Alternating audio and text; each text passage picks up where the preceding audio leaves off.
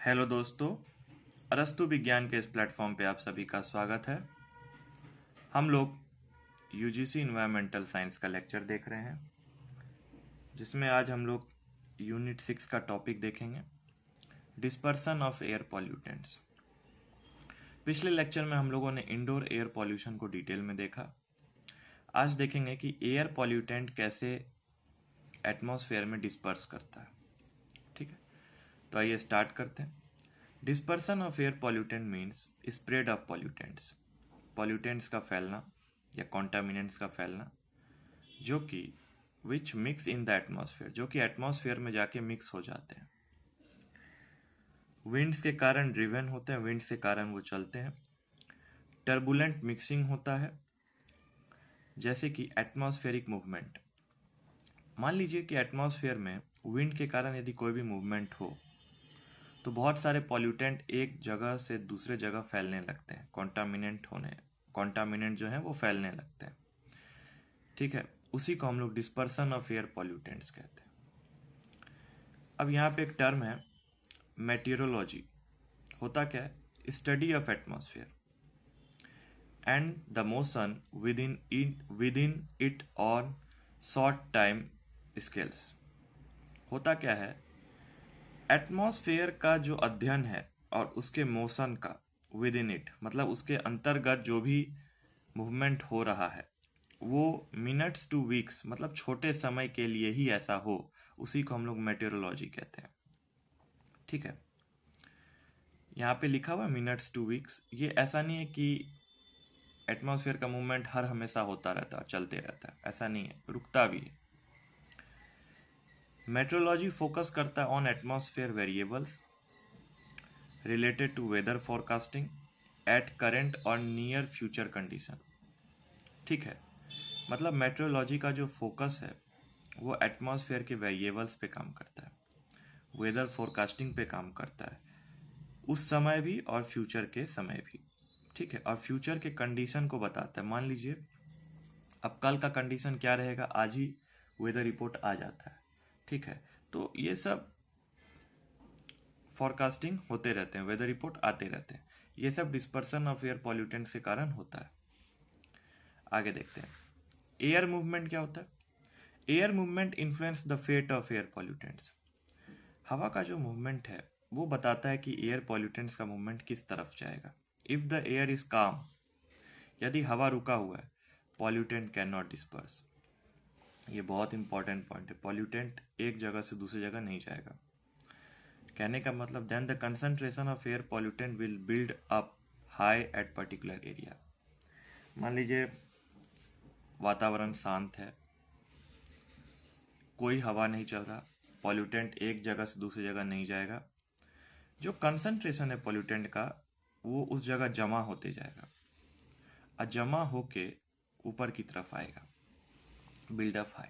लेकिन on the other hand when strong turbulent wind, जब बहुत तेज हवा आएगी और वो चलेगी ब्लो, पॉल्यूटेंट डिस्पर्स क्विकली। जो जमा हुआ पॉल्यूटेंट था वो क्विकली डिस्पर्स करेगी, resulting in lower pollutant concentration. और वो जो बड़े बड़े पॉल्यूटेंट के कंसंट्रेशन थे वो अब फैल जाएंगे छोटे छोटे कंसंट्रेशन में। तो हवा यदि शांत है तो पॉल्यूटेंट एक जगह बैठा हुआ है, वो अपना जगह बना लेगा, भर जाएगा, एक ग्रुप ऑफ पार्सल बनेगा, एयर का पार्सल बनेगा, पॉकेट बनेगा।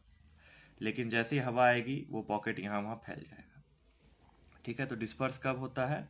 जब टर्बुलेंट विंड्स आती हैं, जब बहुत तेज हवा आती है। इसी के अंतर्गत एक टॉपिक है एटमॉस्फेरिक स्टेबिलिटी। एटमॉस्फेरिक स्टेबिलिटी होता क्या है? एयर का मूवमेंट हो रहा है in the atmosphere is strong influenced by atmospheric stability. Air movement atmospheric stability से इन्फ्लुएंस्ड है। ये डिपेंड करता है variation of temperature with height altitude. जैसे जैसे टेम्परेचर चेंज होगा वैसे वैसे हाइट और एल्टीट्यूड में भी चेंज आएगी। किसका? एटमॉस्फेरिक का। अब ये क्वेश्चन आता है कि एटमॉस्फेरिक स्टेबिलिटी होता क्या है। एक जनरल टर्म में कहा गया है कि stability refers to the tendency of air to rise और to resist vertical motion and form sink, rise, sink और न्यूट्रल कंडीशन। जो नीचे हवा बैठी थी, पॉल्यूटेंट बैठा था, उसको ऊपर आने से रोकता है, वर्टिकल मोशन से रोकता है, डिस्पर्स होने से रोकता है। मान लीजिए तेज हवा आएगा तो एयर पॉल्यूटेंट फैलेगा यहाँ, लेकिन उसको रोक के क्या करेगा, यदि वो ऊपर गलती से भी आ जाए वो पॉल्यूटेंट, तो यहाँ पे मैंने देखिए बना रखा है, ऊपर यदि आ गया राइज तो वो इस फॉर्म में आएगा, या तो उसको सिंक फॉर्म में बना देगा या तो न्यूट्रल फॉर्म में, मतलब क्लाउड एक जगह जाके जम जाएगा।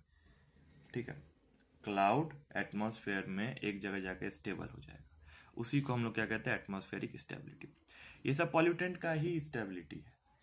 पॉल्यूटेंट यहाँ वहाँ फैल के डिस्पर्स हो रहा था, वो ऊपर आके स्टेबल हो गया। किस फॉर्म में आ गया, या तो राइज फॉर्म में आ गया, सिंक फॉर्म में आ गया, या न्यूट्रल। राइज एकदम ऊपर चला जाएगा, सिंक सिकुड़ जाएगा और न्यूट्रल बीच में रहेगा। As the air parcel rise, air parcel जब राइज होता है, group of air pollutant, it will expand, वो फैल जाता है, cool to its dew point and which clouds are formed. समझ में आया? तो एटमॉस्फेरिक स्टेबिलिटी 3 प्रकार के होते हैं, स्टेबल, अनस्टेबल, न्यूट्रल। हम इस तीनों को डिटेल में देखेंगे छोटे रूपों में। ठीक, सबसे पहले हम लोग देखेंगे अनस्टेबल क्या होता है।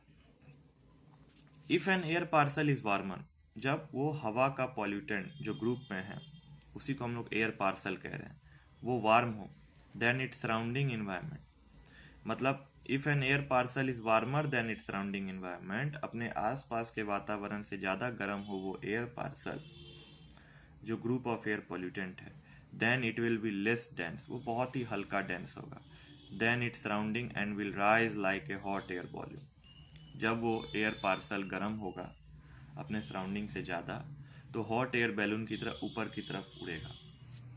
तो टी पार्सल ज़्यादा हो जाएगा टी एयर से, ये टेम्परेचर है पार्सल का, वो ज़्यादा हो जाएगा, गर्म हो जाएगा एयर के टेम्परेचर से, तो वो क्या होगा, राइज होगा और एक्सपेंड होगा, यहाँ वहाँ फैलेगा, तो इन्वायरमेंट में अनस्टेबिलिटी आएगी, पॉल्यूटेंट डिस्पर्स हो जाएगा। वार्म होगा तो पॉल्यूटेंट डिस्पर्स हो जाएगा, मतलब T parcel greater than T air, मतलब टेम्परेचर उसका।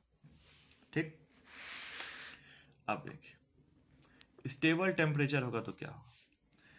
If an air parcel is cooler, जो कि डिस्पर्सन पॉल्यूटेंट का जो ग्रुप था एयर एक जगह जमाव रहा, वो यदि कूलर हो सराउंडिंग इन्वायरमेंट से, वो ज़्यादा डेंसर होगा इन्वायरमेंट से, अब वो क्या होगा, एक जगह जाके सिंक हो जाए, तो टेम्परेचर जो पार्सल का था वो कम होगा एयर टेम्परेचर से, एक जगह सिंक हो जाएगा, कंप्रेस हो जाएगा।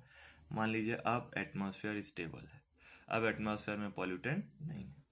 यदि आपको ज़्यादा बड़े बड़े क्लाउड दिखे तो समझिए एटमॉस्फेयर में पॉल्यूटेंट है, यदि छोटे क्लाउड दिखे एकदम सिंक सिकुड़े हुए, समझिए एटमॉस्फेयर पॉल्यूटेंट अब ठीक हो रहा है। उसके बाद है neutral. If an air parcel has the same temperature as its surrounding environment, यदि एयर पार्सल का टेम्परेचर सराउंडिंग इन्वायरमेंट के टेम्परेचर के सेम हो, समझिए then the parcel will not move, वो अपने एटमॉस्फेयर में रिमेन सस्पेंशन में रहेगा, वो उसी जगह पे रहेगा। यहाँ पे टी पार्सल, टेम्परेचर जो पार्सल का बराबर है टेम्परेचर एयर से, मीन्स नो चेंज। यही तो इम्पोर्टेंट है जो एग्जाम में पूछे जाते हैं।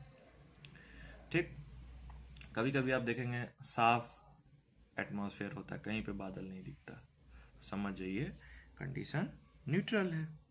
ठीक, अब इसके बाद का पॉइंट जो कि लास्ट पॉइंट है, स्टेबिलिटी डिपेंड करता है लैप्स रेट पे। अब ये लैप्स रेट होता क्या है, इसको हम लोग इन्वायरमेंटल लैप्स रेट भी कहते हैं, ये हम लोग नेक्स्ट लेक्चर में देखेंगे।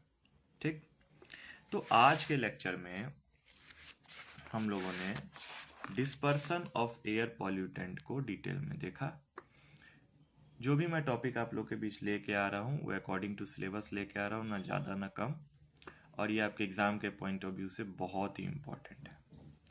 इसमें जो कुछ टर्म है जैसे इफ़ द एयर इज़ काम पॉल्यूटेंट कैन नॉट डिस्पर्स, यही सब आपको क्वेश्चन पूछे जाते हैं कि पॉल्यूटेंट कब डिस्पर्स करता है, जब एयर टेम्परेचर वार्म हो, काम होगा तो नहीं, हाँ जब कूल हो जाए तब वो यहाँ वहाँ फैलेगा।